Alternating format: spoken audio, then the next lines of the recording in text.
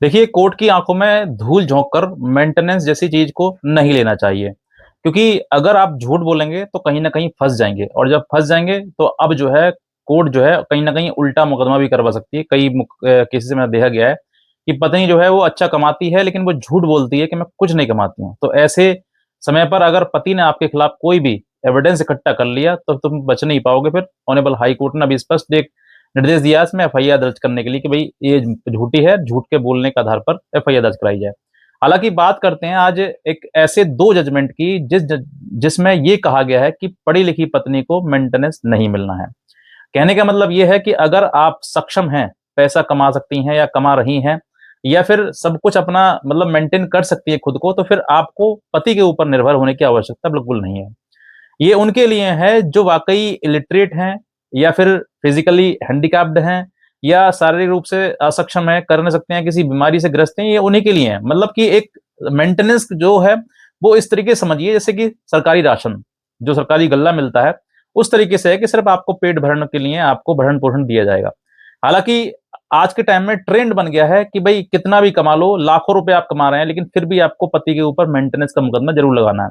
वो कारण क्या है? वो कारण ये है कि कहीं न कहीं किसी न किसी प्रकार से वो टॉर्चर हो, क्योंकि जब मुकदमेबाज़ी ज़्यादा होगी तो वो कहीं न कहीं टूटेगा, और टूटेगा तो फिर कहीं न कहीं फैसला होगा, तो उसमें मोटी रकम ली जाएगी। ये एक प्रकार से मैं सभी की महिलाओं के लिए नहीं कह रहा हूँ, कुछ महिलाओं का वजह वजह से जो है वो ट्रेंड बन चुका है।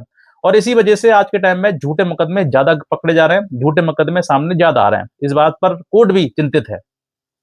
तो आज मैं बात करता हूँ ऐसे 2 जजमेंट की, जिन जजमेंट्स के आधार पर आप अपनी पढ़ी-लिखी पत्नी है अगर आपकी, या फिर वो कमा रही है, उनको मेंटेनेंस देने से मना भी कर सकते हैं, और कोर्ट भी आपकी बात को सुनकर सैटिस्फाइड हो जाएगा। क्या है? सबसे पहले बताना चाहूँगा कि एक एमपी हाई कोर्ट का जजमेंट है, जो कि थोड़ा पुराना है, सन 2000 का है। और इसी जजमेंट में जो लड़की है वो पढ़ी-लिखी है, बीएससी, एमएससी है, और उसने जो है मेंटेनेंस का मुकदमा फाइल पति के ऊपर कर दिया। पति ने जो है इनके डॉक्यूमेंट्स, एविडेंस वगैरह सब कुछ कोर्ट में पेश करे। कोर्ट ने देखा कि वाक़ई अच्छी, एक वेल एजुकेटेड महिला है और अच्छी पढ़ाई कर रही है, और थोड़ी बहुत ये अर्निंग भी कर रही थी। और इस दौरान जो है वो पति ने सब कुछ ऑनेबल हाई कोर्ट के सामने प्रोड्यूस कर दिया। तो ऑनेबल हाई कोर्ट ने भी इस बात पे अपनी टिप्पणी ये कही है कि we are not creating an army of idle women. मतलब ऐसे हाथ पे हाथ रख के बैठी रहे महिलाओं को, ऐसे को हम कोई आर्मी नहीं बना रहे हैं। आप अगर सक्षम हैं, कार्य करने योग्य हैं, कार्य कर सकते हैं, आपने पढ़ाई-लिखाई अच्छी करी है, तो आपको कार्य करना चाहिए और पैसा कमाना चाहिए। ये नहीं है कि हर बात पर अपने पति के ऊपर ही डिपेंड रहें। तो इस तरीके से इन जो सेक्शन 125 सीआरपीसी है और उसकी डेफिनिशन है, इसको कहीं न कहीं ये वायलेट करता है कि आप अच्छे तरीके से अपने आप को मेंटेन कर सकते हैं, लेकिन उसके बावजूद भी आप मेंटेनेंस की माँग कर रहे हैं। तो पति के द्वारा जो मेंटेनेंस था पत्नी पत्नी को देने के लिए, वो डिसमिस कर दिया गया। और उसकी बेटी थी, लेकिन उस पे थोड़ा बहुत दे दिया, क्योंकि बच्चा अगर आपके पास में है, तो बच्चा तो 101% आपको किसी प्रकार से इनकार कर ही नहीं सकते, अगर वो बच्चा आपका वैलिड बच्चा है तो।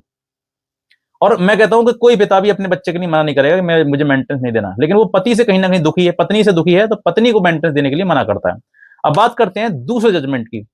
दूसरे जजमेंट जजमेंट जो है ऑनरेबल सुप्रीम कोर्ट का है, जो कि 2020 का है, लेटेस्ट ही है। और इसमें भी स्पष्टली ये कहा गया है कि if wife is able to maintain herself is not get she is not get she is not able to get maintenance from husband. मतलब कि अगर पत्नी जो है मेंटेन करने योग्य है, वो एबल बॉडी है, तो फिर उसको मेंटेनेंस देने की कोई आवश्यकता नहीं है, उसको कोई मेंटेनेंस की जरूरत नहीं है। कहने का मतलब उद्देश्य सिर्फ और सिर्फ कोर्ट्स का भी, और एक सामाजिक रूप से अगर देखा जाए, तो जो महिलाएं अपने आप को मेंटेन कर सकती हैं, कमा सकती हैं, नौकरी कर सकती हैं, या पूर्व में नौकरी करी थी फिर छोड़ दी, या फिर छोड़ने का बहाना मार रहे हैं, मतलब कि कोर्ट्स जो है वो अलाउ कर दे मेंटेनेंस, और मेंटेनेंस हमें पति दे, तो इस तरीके की धारणा आपको नहीं रखनी चाहिए। आपको कमाना चाहिए। और मैं कहता हूँ कि देखो, ये जो पैसा जो जाता है ना, जो पैसा आप पति से लेते हैं, वो पैसा कोई भी पति, मैं कह रहा हूँ बस धरती पर जितने भी पति है ना, वो सब के सब मन मार के तुमको पैसा देते हैं।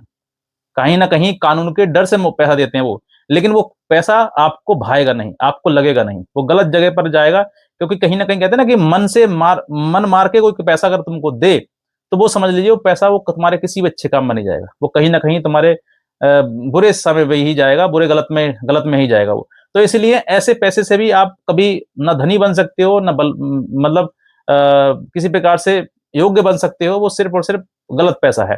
तो इसलिए किसी का मन मार के लिया हुआ पैसा, जिस बेटे से तुम लेते हो उससे पहले उसकी माँ होती है, तो वो भी बेचारी दुखी होकर तुम्हें पैसा देती है, वो बेटे देती है और बेटा कोर्ट में आके जमा करता है। क्यों? क्योंकि मजबूरी है उसकी, बस, बाकी कुछ नहीं। उसको भी पता है कि वो कमा सकती है, कमा रही है, वो छिपा रही है, झूठ बोल रही है, क्योंकि कुछ ना कुछ प्राइवेट नौकरियाँ करती हैं महिलाएँ, तो पति के पास ये राइट होता है कि भई वो अगर गवर्नमेंट होती तो 100% उसकी कहीं न कहीं चीज़ें निकल आती, लेकिन अगर वो प्राइवेट कर रही है, तो कुछ निकल नहीं पाता है।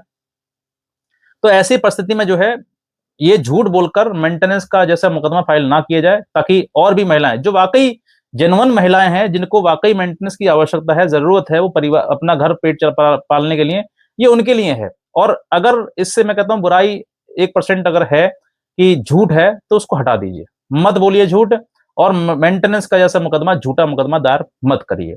आप कमा सकते हैं, भगवान ने आपको हाथ पैर दिए, अच्छे से कमा सकते हैं, कमाइए। कोई नहीं, ज़रूरत नहीं है किसी के ऊपर आश्रित होने की। जहाँ चीज़ें बिगड़ गई तो बिगड़ गई हैं। अब अच्छी छोड़िए, लेकिन अब हाँ, बस इतना है कि किसी व्यक्ति को इस तरीके से झूठ बोल के प्रताड़ित नहीं किया, क्योंकि झूठ जो है वो व्यक्ति को अंदर चुभता है, और चुभता है तो कहीं न कहीं ये पैसा जो देता है ना, वो हाय का पैसा देता है, वो हाय मार के पैसा देता है। इसीलिए मैं नहीं कहना चाहूँगा आपके लिए कि आपको ऐसे समय पर, अगर आप अच्छे हैं, बढ़िया है, स्वस्थ हैं, पैसा कमा सकते हैं या कमा रहे हैं, अच्छी पढ़ाई-लिखाई आपने करी है तो पढ़ाई करिए, सॉरी, कमाई करिए, पेट भरिए, और जैसा जीवन जी रहे हैं, जिए। और अगर संभव हो सके पति के साथ रहना वापस, तो रहिए, उससे बेहतर तो कोई ऑप्शन है ही नहीं। फिर तो लड़ाई-झगड़ा का मामला ही खत्म सब। तो अगर ये 2 जजमेंट्स हैं, इन 2 जजमेंट्स की अगर कॉपी आप चाहते हैं, तो दिए हुए नंबर पर आप मुझे व्हाट्सएप कर सकते हैं, मैं आपको इस कॉपी भी प्रोवाइड करा सकता हूँ। इतना कहना चाहूँगा। आज का वीडियो देखने के बाद धन्यवाद।